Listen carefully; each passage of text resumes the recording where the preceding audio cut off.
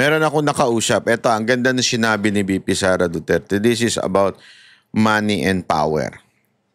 Alam nyo ba, sa gera may pera? Sa gera may pera. Oh, as a matter of fact, meron akong kilalang provider sa government. Doon sa mga EDCA. Tinanong namin siya, ano ka ba? Pro Duterte ka ba o pro Marcos? Alam mo sagot niya? Hindi, pro money ako. Kung sino yung magbibigay ng project sa amin, dun kami. Pilipino ito So kunwari, pag may EDCA, syempre, kailangan nila ng resources. Sa amin manggagaling, dun ako. Kaya kahit sino. Basta politikong magbibigay sa amin ng kita, dun ako. Kasi nga, pag may gera, halimbawa, yung mga EDCA, marami dyan, kailangan ng resources. Halimbawa, inumin, pagkain, tubig, kuryente, bahay, mga construction material, babae. Wala ganun. Walang ganun! Kala ninyo, hindi ko mahuhuli. Huling-huli ko Kasi nga, alam mo, nung pinapanood ko ito, sabi ko sa sarili ko, sandali nga, totoo ba? Na hindi mahal ni Vice President Sara Duterte ang Pilipinas? So, nung nakita ko yun,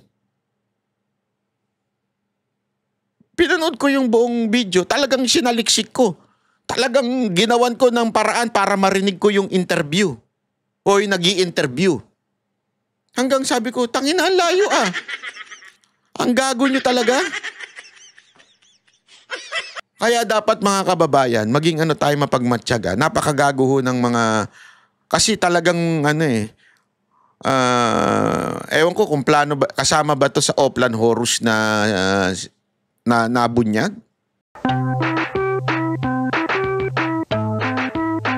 Ni Aling Claire. Diba? Eto meron na naman siyang sobrang sablay. Hindi ko alam kaya nga ang titulo ng ating ngayon may sabwatan ba sa media at ng Malacanang para siraan si VP Sara Duterte? Meron ba sa tingin ninyo? Hindi ako nagtatanong lang ako May sabwatan po ba sa media at ang Malacanang para siraan si Vice President, soon to be President Sara Duterte? Ano sa tingin ninyo? Ako kasi parang akong merong nakikitang tila sabwatan. Halimbawa na nga lang yung nilabas ng GMA, ABS-CBN, Manila Standard. Actually, yung Philippine Star naglabas din kaya lang ang bilis na delete. Ang bilis na delete. In-announce nila na kesyo tinanggihan daw ng Australia yung kahilingan ng kampo ni Pangulong Duterte na doon i-release o doon na parang mag-house arrest o basta nandun sa Australia, doon dalhin yung interim release ni Pangulong Duterte. Sabay-sabay ho sila naglabasan yan Talagang sabay-sabay ho sila naglabasan. Tapos, ang kakataka mo, mismong si VP Sara Duterte, nakakaalam kasi siya nagko-coordinate ng mga abogado doon sa ICC. Sabi doon, paano kami tatanggihan? Hindi nga namin na pinadalan application. Makakala nyo, nagbibiro ko. Yun talagang sabi. Hindi tayo nagpapadala ng application doon. Bakit tayo tatanggihan? Yun yung nakakapagtaka doon. Tapos nga, ang sinasabi doon, kesyo daw kasi, nagpunta si VP Sara Duterte doon. At gustong makipag-meet doon sa Prime Minister nila, ngunit hindi daw binigyan ng pagkakataon.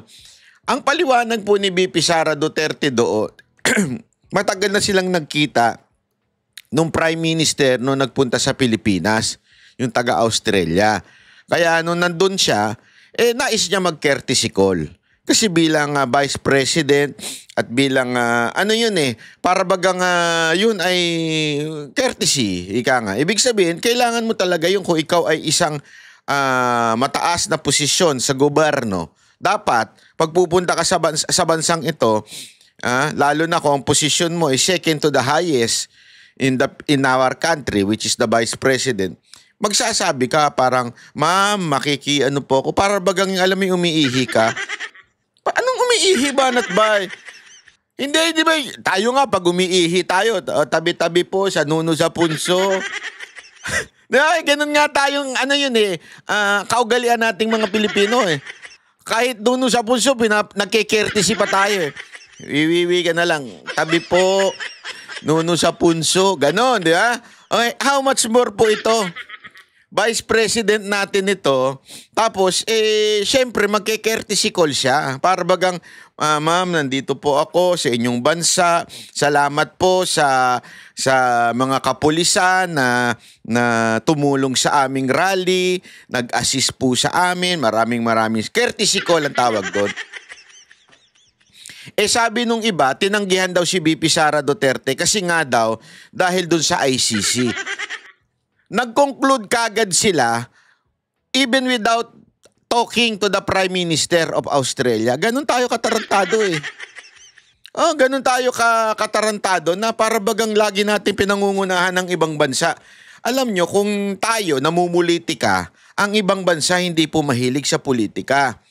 So wag kagad natin politikahin yung mga ganyang klaseng akto. Siyempre, mga kababayan, biglaan lang naman po yung schedule ni Ma'am VP Sara Duterte sa Australia.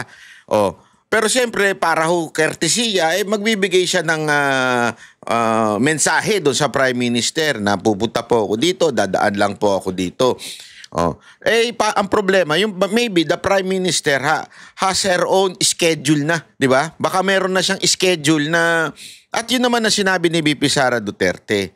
Nandun lang siya not to talk about ICC, not to talk about anything. Kasi nga, di nyo napansin, paulit-ulit na sinasabi ni VP Sara Duterte, with regards to the ICC, you ask the lawyer. Kasi yung lawyer, parang pinagbawalan magsalita yung family members. Which is, I understand. Kasi nga, alam mo naman ng mga puti, alam mo naman yung mga ganyan, di ba? Pag sinabi mong strictly lawyer lang ang pwedeng magsalita, hindi na pwedeng magsalita yung iba. Sa Pilipinas lang naman yung may bulong ang nagaganap eh. Pag sinabi sa'yo, wag mo sasabihin yan sa kaibigan mo ha. Puta, kinabukasan, nakipag-inuman din sa kaibigan. Shh, alam mo ba, sabi niya, putang nasabi sa'yo, ganito ka daw. Pero wag mo sasabihin ha, na sinabi ko sa'yo ha. Tayo na naman mahilig sa ganun eh. Sa ibang bansa may honor sila pag sinabing wag kayo magsasalita, hindi magsasalita. Tayo lang naman yung sa politika natin na kumuha ng spokesperson doon sa tawag dito, doon sa impeachment ni VP Sara. Di ba kumuha yung mga congressman, yung puting buhok na abogado?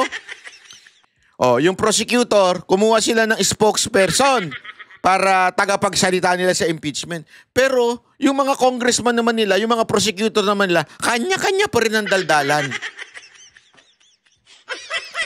Ano yung mga ganyan? Only in the Philippines yan. Yung andadaldal na mga politiko. Only in the Philippines. Pero kasi pagka ang kausap mo na, ibang lahi na, hindi ko sa minamalit ang Pilipino ha. Pero ganun talaga sa ibang lahi na pag sinabing do not talk about the case, do not, kasi strategy yan ng abogado. Ang abogado hindi lang talino. Merong strategy ginagawa yan. So wag natin pag-uusapan. Yun ang sinabi niya. Hindi talaga nila pag-uusapan yun. So sa tingin ko, malaking bagay na hindi talaga kinausap ni VP Sara Duterte ang Australia para makipag-negotiate. Kasi nga po, mga kababayan, yung abogado lang ang maaaring makipag-negotiate with regards to the cases of PRRD sa ICC. Eto na namang mga hindot na mga media, sabay-sabay ho silang naglabasa ng balita. Dininay ng Australia. Tapos, anong source? Anonymous source. Utangin na shit. Gusto nyo gawin ko rin yan? Hindi, gusto nyo gawin ko rin yan sa boss ninyo? Halimbawa lang, sabihin ko lang. Yung may-ari ng na stasyon gumahasa ng basketball player. Source, anonymous. Hindi, halimbawa lang. O yung isa pang istasyon, merong ginahasa sa kanilang penthouse. Ang kanilang boss. Ang ginahasa nila ay, yung artistang si Ganere. Oh. Tapos sasabihin ko, source, anonymous. Kasi ganun lang ginawa nila eh. Tinanggihan ng Australia, source, anonymous. Unidentified source. Akala ko ba supposedly meron kayong journalism ethics na sinasabi. Pero pag kayo nagbalita, anonymous na yung source ninyo. Oh. Di ba? Buti pa nga yung si Rene. Si Rene na bumaligtad ng kanyang statement. Di ba? At least kita mo sa yung source mismo. Dinefine niya isa-isa. Sinong kumausap sa akin? Ito. Sino from the office of the president? Ito. Sinong nag-coordinate? Ito si, kasama dito si Torre. As in, detalyado. Hindi ko sinasabing totoo. But at least, detalyado. Tama, mali. Di ba? At least, detalyado. Sandali. Yung na mga balita na tinanggihan ng Australia, anonymous ang source. May isa pa. Actually, pinalagpas na nga natin yan eh. Yung sinabing humingi daw ng political asylum si Pangulong Duterte sa China. Saan nila nakuha yun? Anonymous source. Tapos biglang tinanggi ng China. Di ba? Tapos sasabihin ninyo, vlogger lang ang nagpapakalat ng fake news. Gago! Oo, natuniwala ako. May ibang mga vlogger na nagpapakalat ng fake news. Marami dyan, lalo na mga tanso. Puro fake news yung mga yan eh. Mga pinklawan tsaka yung mga terrorist vlogger. Mga puro fake news yung mga yan. Pero ngunit datapot subalit, wag natin sabihin na mga media hindi. Ang daming media dyan, nagpapakalat ng fake news, sasabihin lang nila anonymous source. Mga ganun, hanggang tayo paututan. Ito, halimbawa nito. Bibigyan ko kayo ng sample Napakatinding fake news. Ito. Screenshot lang muna nung video bago yung balita. Ayan. Kita nyo yan? Ano yan sabi dyan?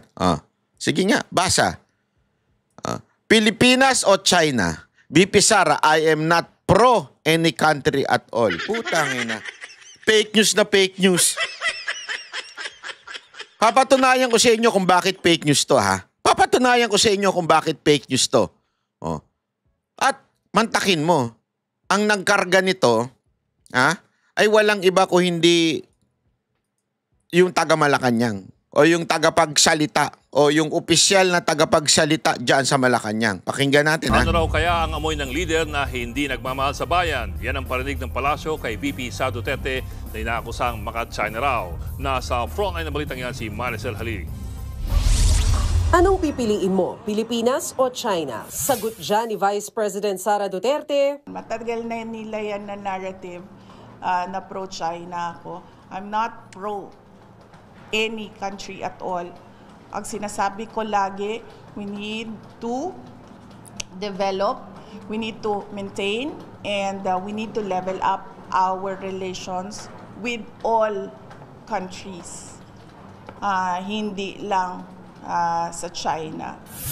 May maanghang na banat dyan ng palasyo. Tignan mo kung paano nila tinwista. Hindi daw, sabi ni VP Sara Duterte, hindi daw siya pro-China or any countries at all. Ito ang twist nila. Sabi nga po ni Dr. Jose Rizal, ang hindi marunong magmahal sa sariling wika. Dinamay mo pa yung bayani ko. Nananahimik na, dinamay mo pa. Napakawalang nga mo din no? Huwag mo na idamay yung bayani ko, hindi mo maintindihan yung sinasabi niya. Ay masahol pa sa hayop at malansang isda. Ano pa kaya ang isang Pilipino at isang leader na umaming hindi mahal ang kanyang sariling bansa?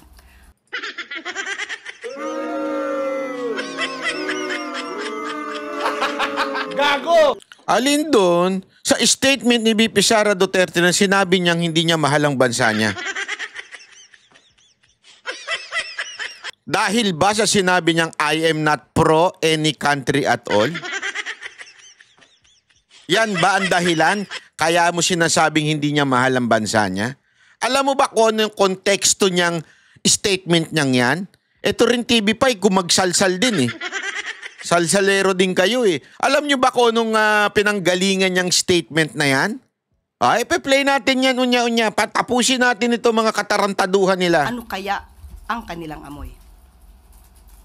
Yun lang po. At kung si Pangulong Bongbong Amoy Marcos Dior. na raw ay proud sa pagiging Pinoy, bakit daw hindi ito magawa ni VP Sara? Ang Pangulo po taas noo at ipinagmamalaki na siya ay pro-Philippines. Sinabi niya na he will not yield even an inch of our territory. Matatanda ang iginiit ni Castro na pro-China ang mga Duterte matapos batikusin ni VP Sara ang foreign policy ng Administrasyong Marcos. Hindi naman din sikreto ang pagiging malapit sa China ng administrasyon ni dating Pangulong Rodrigo Duterte. Pero giit ng bise, walang dapat kampihang bansa ang Pilipinas. You stand on your own and face China with regard to your issues in the West Philippine Sea. You don't lean towards another superpower and say na, oh, please help me because he is bullying me. Ano yun? We have our Filipino pride. Pero kung totoong wala raw kinakampihan ng mga Duterte, bakit laging tikom daw si VP Sara sa usapin ng West Philippine Sea? Sa pahayag ni House Deputy Majority Leader Alam mo kung bakit tikom? Alam mo? Ortega, alam mo kung bakit? Bumalik ka sa konstitusyon natin. Bumalik ka dun. Mambabatas ka, hindi ka marunong magbasa ng konstitusyon? Pinaiinit mo yung ulo ko aga-aga? Kasi po, nakasulat sa konstitusyon natin, only the president,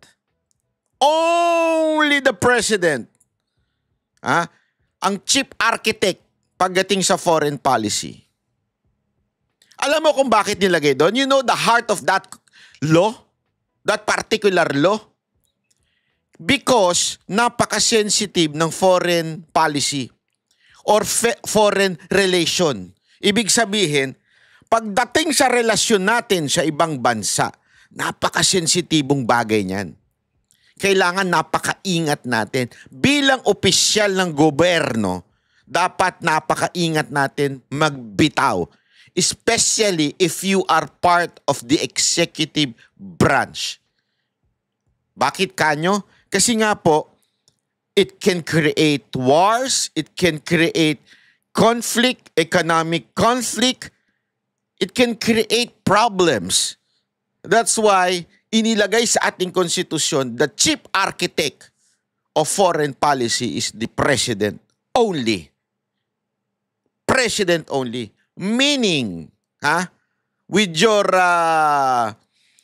indulgence, ang ibig sabihin po nun, huwag ka nang dumaldal dahil magkikreate ka lang ng confusion sa statement ng presidente. Huwag ka nang magsalita. Kayo lang naman ang sausaw ng sausaw. Tas gusto ninyo, yung hindi sumasawsaw ay sumausaw.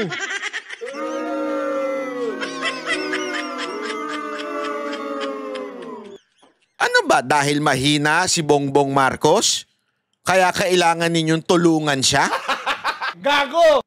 Mahina ba siya at hindi niya kayang magbigay ng strong statement? Kaya kailangan yung pumutak ng pumutak? Gago! Hindi, yun lang ang ibig ko sabihin. Bakit mo kailangan dumaldal? Na pati ito, pinakikialaman mo, hindi naman ito, trabaho mo bilang mambabatas. Ang trabaho mo, gumawa ng batas para ang buhay ng mga bawat Pilipino ay maayos, maganda, komportable. Yun ang trabaho mo. Hindi dumaldal pagdating sa foreign policy. Gago!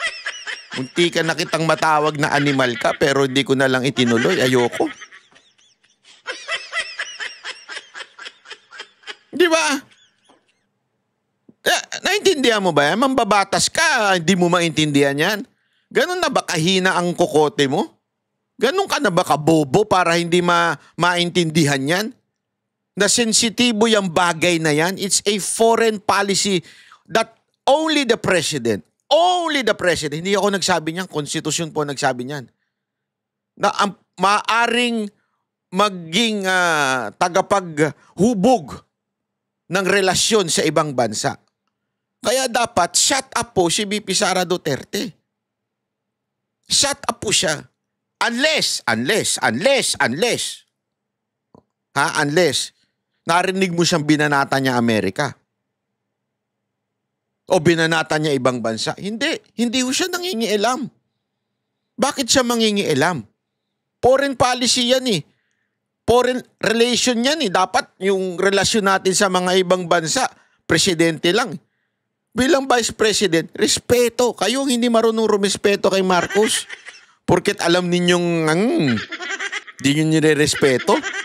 Buti pa si BP marunong magrespeto. Hindi, kahit ako, mabibuisit ako sa'yo. Kunwari ako presidente o ng kumpanya. Hindi, halimbawa, ako presidente ng kumpanya. Halimbawa lang. Tapos yung vice president ko, nagdidesisyon pagdating sa mga bagay na akin lang. Ano yun? Pakikipag-usap sa gobyerno, halimbawa lang. Pakikipag-usap sa mga kalaban. Kung sa akin lang na atas according to our law, abay, mabibuisit talaga ako. Hampasin ko sa mukha yung mangingialam na vice president. O baka kinabukasan, kasi kunwari lang sa kumpanya ito, sisisanting ko kagad yung animal na yun. At kung ikaw yun, bunutin ko yung mga biguti mo. Kunwari lang kunwari nasa kumpanya tayo, tas pakikialaman mo yung mga desisyon na akin lang. Bunutin ko, isa-isayin ko yung bigote mo, ilagay ko dito. Di ba? Sir Paulo Ortega. Hindi pa ba sapat yung sinasabi nila na biyaya kay Tamba? At kailangan pa talagang dumaldal? Hindi, ako nagtatanong lang ako Ito'y tanong lang, hindi naman ako sigurado dyan. Sabi nga niya, may alleged daw eh. Ako nagtatanong, hindi pa ba sapat yun? Kung totoo man yun, kailangan nyo pang bumanat sa mga Duterte para madagdagan. Di umano, allegedly, sabi nung iba. Hindi ako nagsabi. Madalas ay katahimikan lang daw ang nakukuha natin mula sa BC habang nilalabag na ng China ang ating teritoryo. Giit pa ni Ortega, ang record ni VP Sara ang makakapagsabi na pro-China ang kanyang pamilya. Nagbabalita mula sa Frontline, Maricel Halili, News 5.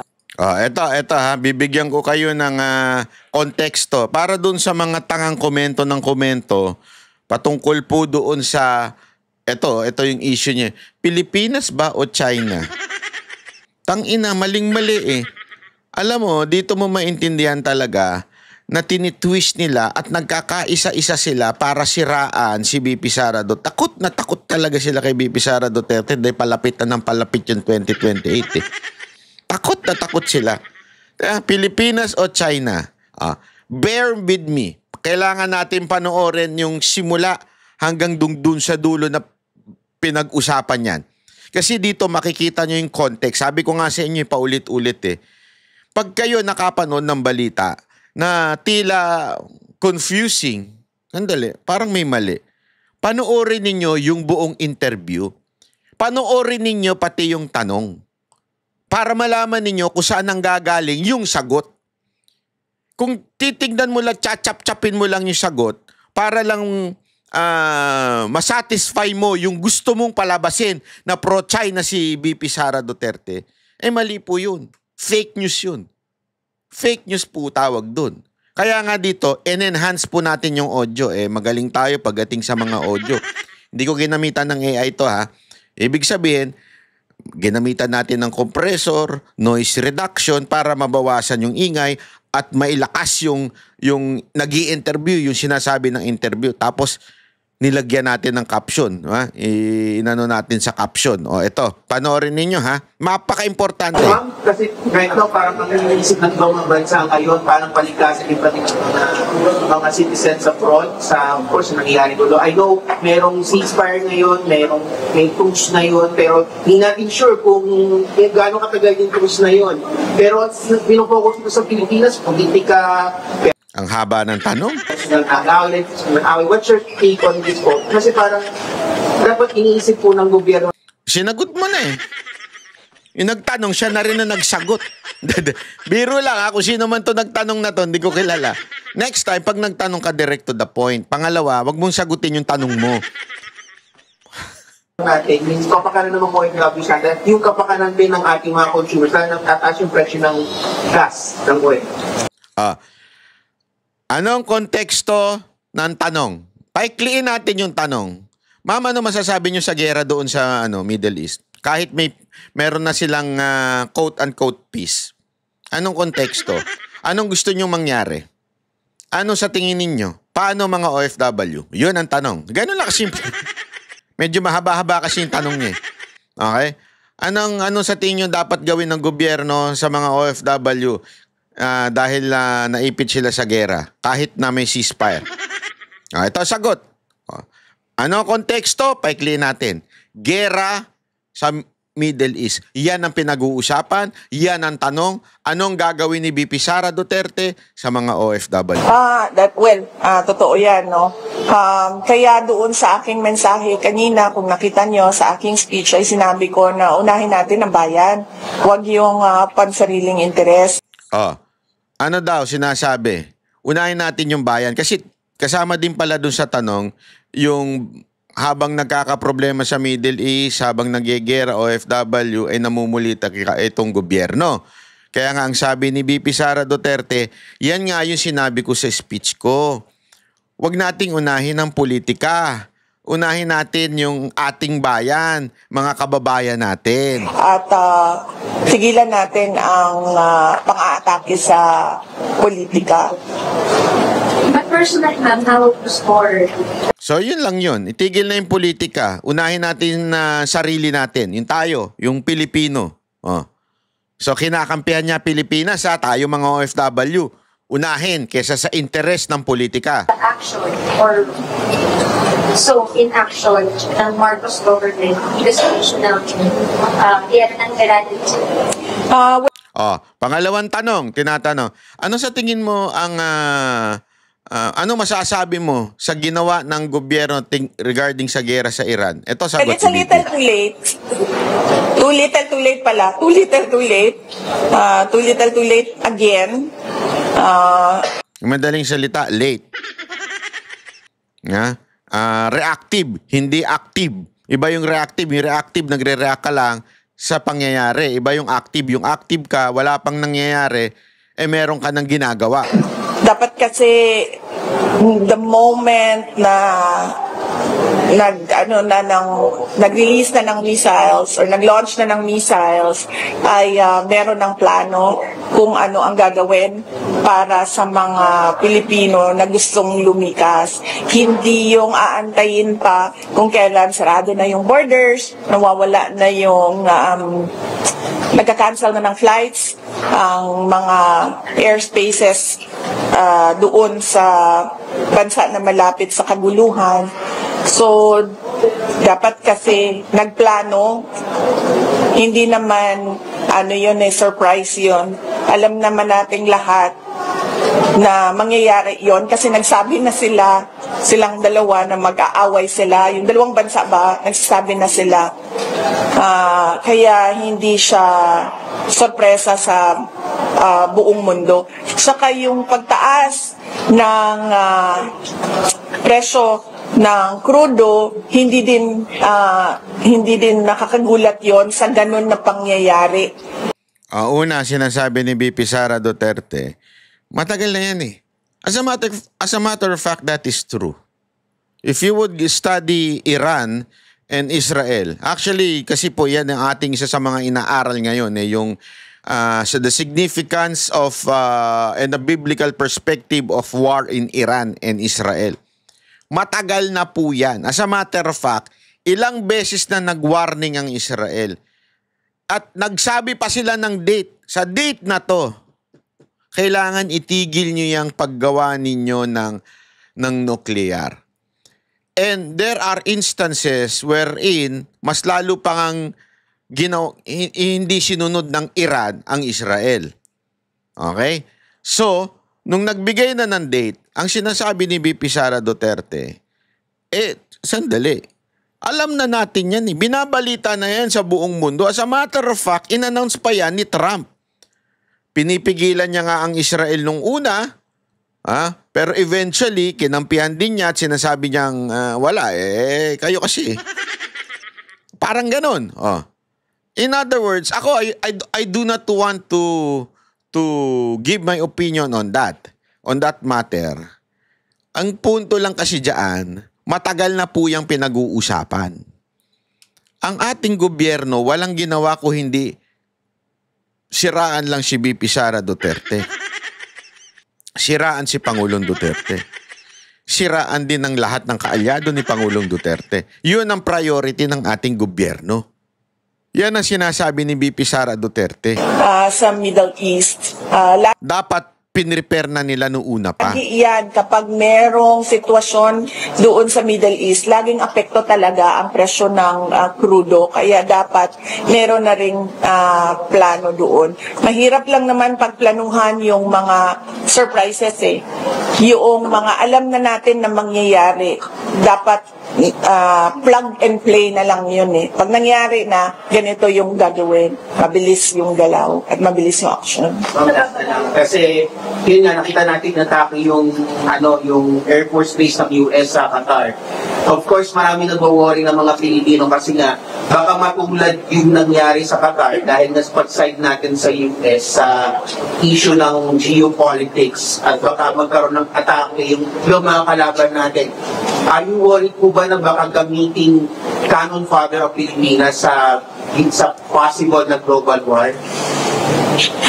Depende yan sa Pilipinas at depende yan sa chief architect of our foreign policy. So ayan po mga kababayan, ang linaw po. Tinatanong na po dyan kung anong mga dapat gawin, bla bla bla, tungkol sa gulo na yan. Ang sabi ni VP Sara Duterte, naiintindihan yung konstitusyon, di katulad dun sa Congressman Ortega na yun. Hindi niya naintindihan yung konstitusyon Dito naintindihan niya. Depende na yan. Bakit ako mangingialam? Ang chief architect ng foreign policy at foreign relations, siya dapat. Siya, hindi ako. Bakit ako? Desisyon niya ng presidente kung isa... Buti nga hindi nagmamagaling Naalala niyo si Leni Robredo, may sariling mundo? Naalala niyo, tinatanong siya tungkol sa China at sa Amerika, yung doon sa West Philippine Sea. Nangingialam siya Pakialamere Kaya na lang din Wala ko alam. Hindi, pakialamera kasi siya. Bilang Vice President. Buti nga itong Vice President natin, may galang kay Pangulong Duterte. Ay, Pangulong Duterte. Naku, ayokong tawagin Pangulo. Kay Marcos. Kasi sinasabi niya, bahala na yung presidente dyan. Bakit ako? Chief architect. Sali niya ang ating bansa sa giyera, which I think is a very, very bad idea. Kasi kung nakikita ninyo ngayon, this is a war of supremacy and domination. This is a war of supremacy and domination. And in this war, you need money and power, which the Philippines doesn't have. At the moment, darating din tayo doon, sigurado. Meron akong nakausap. Ito, ang ganda na sinabi ni VP Sara Duterte. This is about money and power. Alam nyo ba, sa gera may pera? Sa gera may pera. As a matter of fact, meron akong kilalang provider sa government. Doon sa mga EDCA.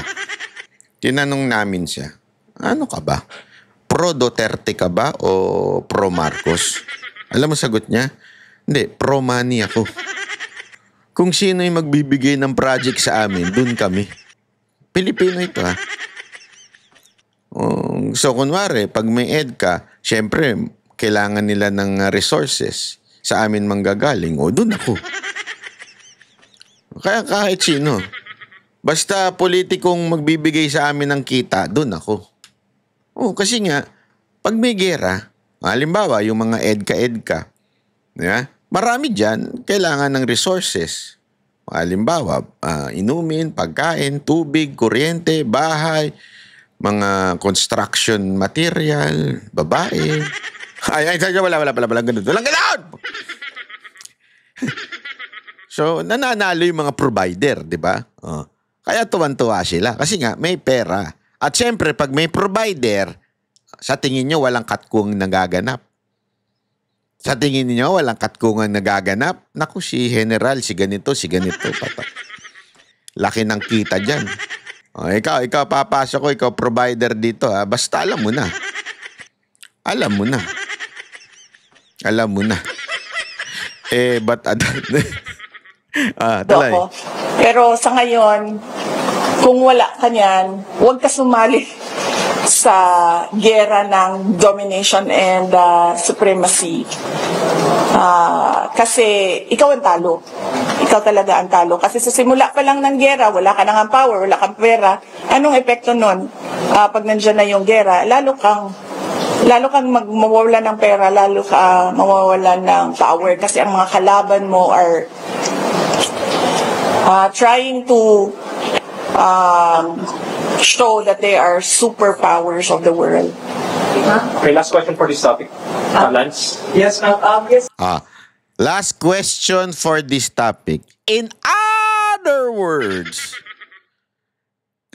it's about this topic.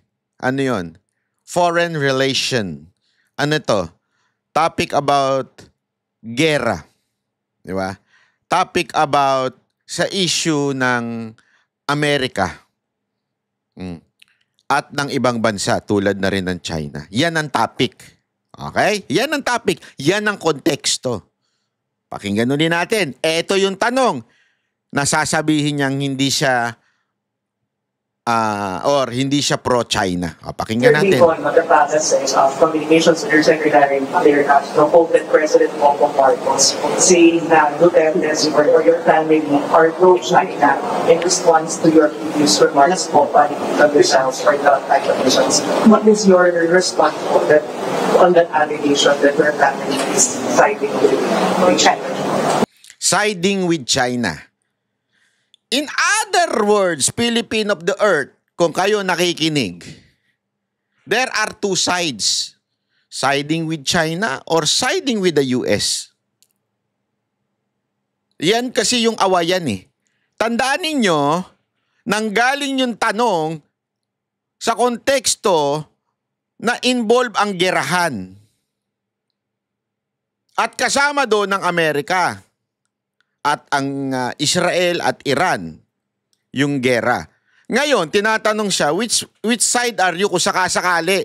Lumala ito with China. Remember, ang China, more or less, kasi magkakasama yan eh. China, Russia, magkakasama yan with Iran. Tapos kasama rin nila dyan, North Korea. Kaya nga sabi, merong ano doon, pag talagang sumiklab ito, magkakaroon ng World War III, di ba?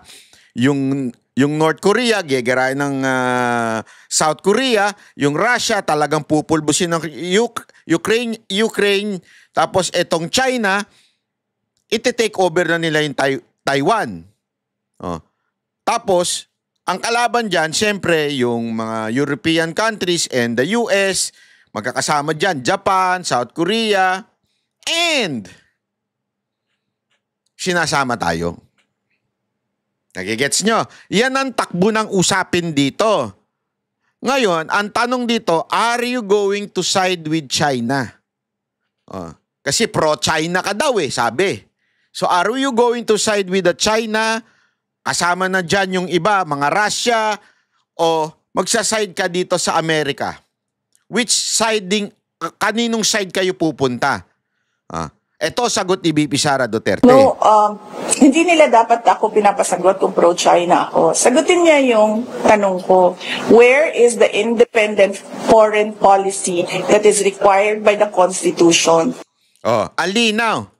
Sinasabi niya, where is that independent foreign policy? Ibig sabihin, mga kababayan, sa ating konstitusyon, hindi dapat tayo nakadepende sa kahit anumang bansa. So hindi tayo sumide with China, hindi tayo dapat sumide with America, with any countries. Lilinawin niya pa yan. Where is it right now? Explain to the Filipino people how you are going to implement your independent foreign policy.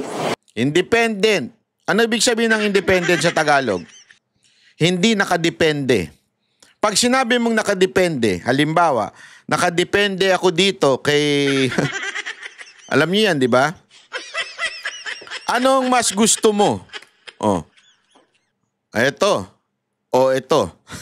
Pro-China ka ba? China ito. Alam ko China ito. Oh. O ito. Thailand. Oh. Ano mas gusto mo dyan? Ang sabi ni VP Sara Duterte, sabi ng ating konstitusyon, dapat independent tayo. In other words, huwag kang gumamit yan dalawang yan. Gumamit ka ng human nature. Alam nyo to? Ito, Philippine product ito. Alam ko eh. Ito, organic to, Philippine product. Yan, di ba? YouTube, hindi po ito sponsor. Human nature, baka naman. Hindi po ito sponsor. Ito daw ang gamitin. Kasi pwede yan sa ulo, sakit ng ulo, ganyan-ganyan, sakit ng paa, leeg, yan, ito. So, pinapipili ka. Since, halimbawa lang let's assume na Philippine product to. Pinapipili ka between the Thai product, the China product, or ito. Since nakita sa'yo, lalagi mo tong gamit, yan, lagi mong gamit to. So, isipin nila, pro-China ka kasi ano eh. Pero ang sabi ni BP dito, asa na yung independent policy natin? So, ibig sabihin, dapat dito hindi tayo nakadepende dito sa dalawang to. Hindi ka nakadepende sa Thai product o sa China product. Dapat independent. Ito dapat ang atin. Diba? Huwag nilang pasagutin yung nagtatanong na sasabihin nila ako ay isang pro-China person. Matagal na nila yan na narrative na pro-China ako. I'm not pro any country at all. Ang sinasabi ko lagi, we need to develop, we need to maintain, and we need to level up our relations. So anong sinasabi dito? Ang tanong kasi, ma'am, which are you siding? Sabi kasi, you're siding with China eh. Kunwari na lang, US product to. Itong Thai product. Kasi sabi nila, lagi ka daw nagsaside sa China eh. Ano sagot ni BP? Yan naman ang lagi nilang paratang. Hindi ako, I am not pro-China. Okay? Kaya nga dito, sabi niya, we need to level up our relationship with our countries. Kaya nga sinabi niya, pansinin niyo hindi ako pro-China, I'm not pro any country at all. Ibig sabihin, hindi ako pro-China, hindi rin ako pro-Thailand, o sabihin na natin US to. Eto, hindi rin ako to. Hindi ako pro-China, hindi rin ako yung iba pang bansa. Ang ano kung gusto kong gawin, ayan, nasusunod niya yung statement, dapat nile-level up natin yung relationship natin with our countries. Ang tanong dito, sino ba kakampihan mo? China o itong US? Sabi niya, wala ako diyang kakampihan. Yan ang sinasabi niya in Tagalog, wala ako diyang kakampihan. Wala akong bansang kakampihan dyan. Tapos, minisquote na nila by saying, tingnan mo na, tingnan mo na, tingnan mo na. Ano sabi niya? Ano sabi niya? Eto. Ayan. So, ang naging choice na bigla, Pilipinas o China? Anak ka ng putang ina. Nakakamura talaga eh. Biglang ang choice na Pilipinas o China. Yan yung pambasag ng media at saka nito ni Claire. Sandali. Ang linaw nung tanong. Ang tanong, it's about, are you going to side with China or with other countries? Sabi niya, I'm not pro-China or any other countries because we need our self. to level up. So hindi ang relasyon, hindi ako pro-China, hindi rin ako pro-Philippines. Ha? Putang ina, kung ganun pala ang tanong, bakit niya sasabihin to? Nagigets nyo ba? Nagigets nyo kung paano tinwist ng media at saka nito ni Claire yung statement? Ang linaw eh. Bobo ka na lang kung hindi mo maintindihan eh. Kaya na narrative na pro-China ako. I'm not pro any country at all. Ang sinasabi ko lagi, we need to develop, we need to maintain, and we need to level up our relations. Parang ganito yan eh. Bigyan ko pa kayo ng sample. Ha?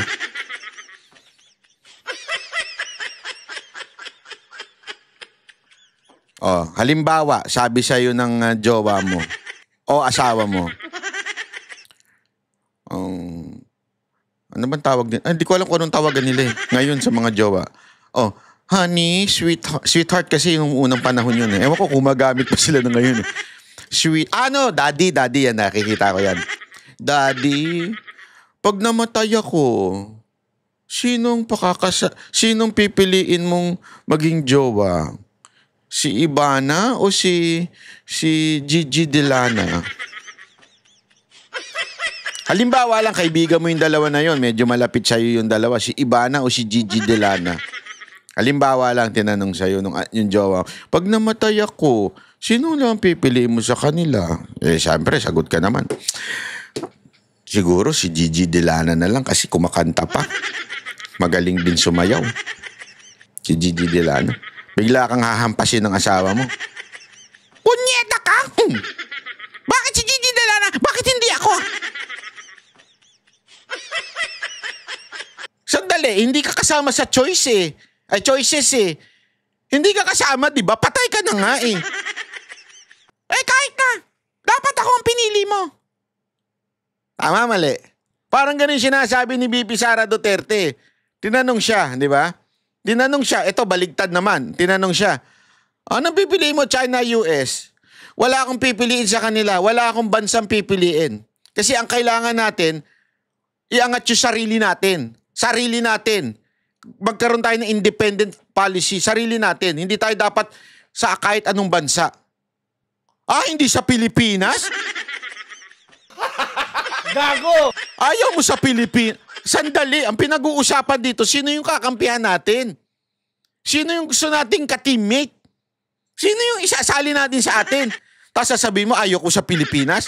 Hindi kasama sa choices yun. Tangina nyo. Wag kayong gago. Ewan ko sa mga to. With all countries, hindi lang sa China. Pero kung nakikita ninyo sa ngayon, nakikita nyo na we have problems, we have issues, we have challenges with our relationship with China, particularly with our issues and the implementation of the arbitral award in the West Philippine Sea. Bakit ka kikiling sa isang superpower na kalaban nung may problema ka? Umaga, may problema tayo sa China. So bakit tayo kampi sa US? Parang magkaroon ka naman ng dignidad. Baka sabihin ng iba, wala naman binanggit nung una sa US Ayan na, binanggit na niya. Bakit tayo kakampi sa US? May problema ka. Umaga, may problema tayo sa China. So bakit tayo kampi sa US? So that's the context of what she is saying or she is answering. Di ba? Bakit tayo kakampi sa Amerika o sa US? O bakit tayo kakampi dito sa China? May problema na nga tayo sa China. Ito may problema na nga tayo sa China. Alam mong magkaaway tong dalawang to, nagbabanggaan to. Kakampi ka pa sa Amerika. So anong magiging sa tingin mo mangyayari? Gulo.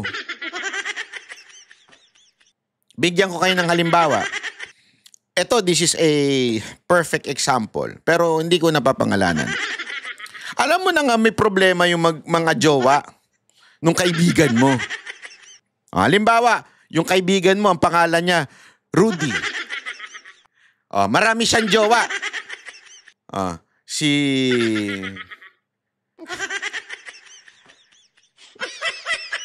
Halimbawa, yung si Jasmine, si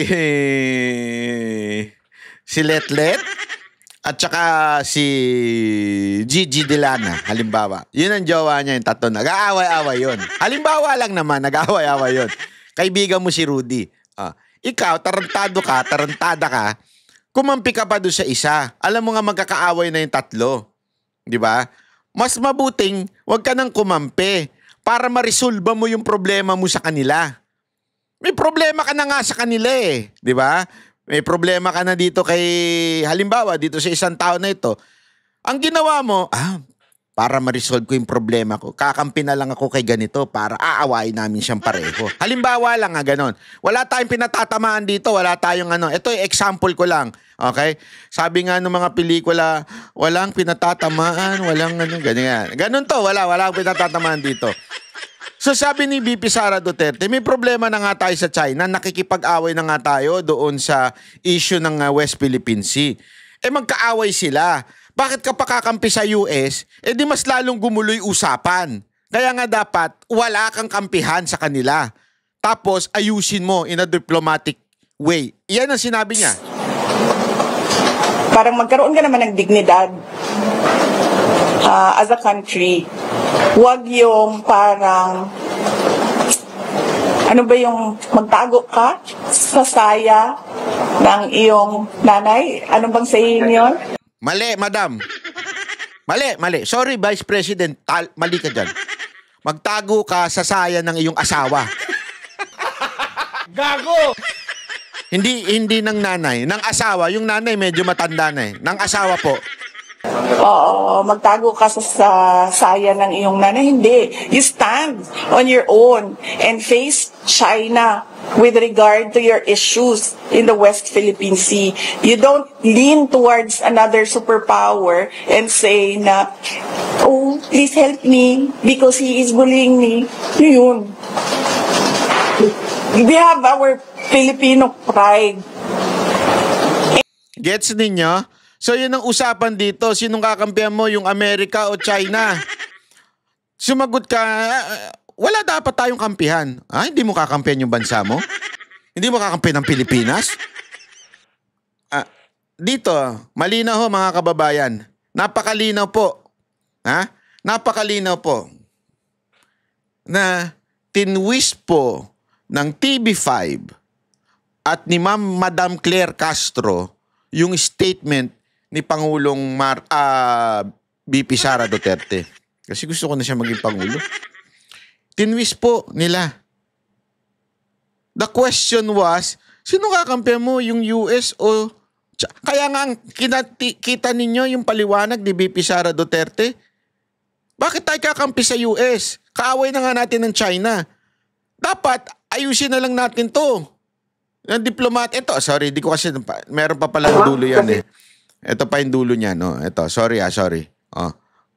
But the entire global ayan.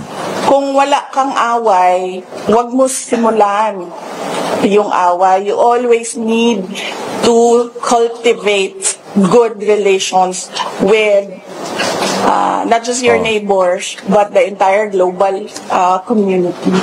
So, ayan ang sinasabi ni VP Sara Duterte. 'Di ba? Huwag kang magkipag-away. Magkaroon tayo ng good relation with other. So, ang usapan dito, relationship with other countries. Kaya ang sagot niya, hindi ako pro-China or any other countries. Dapat lahat tayo, we have a good relation. When you say relation, pwede mo bang sabihin sa sarili mo yan? Hindi, ako tanongin kita, jowa mo yung sarili mo? Asawahin mo yung sarili mo, ha? Hindi, pag sinabi mo, sino nga asawahin mo? Di ba, ang tanong sa'yo, sino asawahin mo? Yung kabet 1 o kabet 2 o kabet 3. Halimbawa lang, tinanong ka, sino ang asawahin mo? Pwede mo bang sabihin na, ayoko sa kanila na, hindi mo asawahin yung sarili mo? Ganon? Hindi mo asawahin yung sarili mo? Ang tangin ang tanong mo Nakakabuisit. Ang tanong, sino yung asawahin ko? Dito, ganon yun, yung tanong dyan Ang tanong dyan, kanino tayo kakampi? Sa Amerika, sa China o ano? Biglang ang sagot mo, hindi ko sila kakampihan lahat. Biglang, hindi mo kakampihan ng Pilipinas? Ano kang klaseng vice president? Sandali, ang pinag-uusapan natin dito yung karelasyon natin hindi yung sarili natin. Ang pinag-uusapan natin dito, sino yung kakampihan ko sa ibang bansa? Bakit napunta sa Pilipinas? Ganyan nila tinarantado yung statement ni Vice President Sara Duterte. Nakita nyo na? Nakita nyo na kung gaano kaloko yung tanong na yan? Diyan hinugot yun Buti na lang talaga may social media. Nakakala ninyo, hindi ko mahuhuli. Huling-huli ko Kasi nga, alam mo, nung pinapanood ko ito, sabi ko sa sarili ko, sandali nga, totoo ba? Na hindi mahal ni Vice President Sara Duterte ang Pilipinas? So, nung nakita ko yun, pinanood ko yung buong video, talagang sinaliksik ko. Talagang ginawan ko ng paraan para marinig ko yung interview. O yung nag-i-interview. Hanggang sabi ko, tangina, ang layo Ang gago nyo talaga. Kaya dapat mga kababayan, maging tayo mapagmatyaga. Napakagago ho ng mga, kasi talagang ewan ko kung plano ba, kasama ba to sa Oplan Horus na nabunyag? At talagang sinisiraan si VP Sara Duterte sa 2028? Tingnan natin. Kaya maging magmatsyag kayo.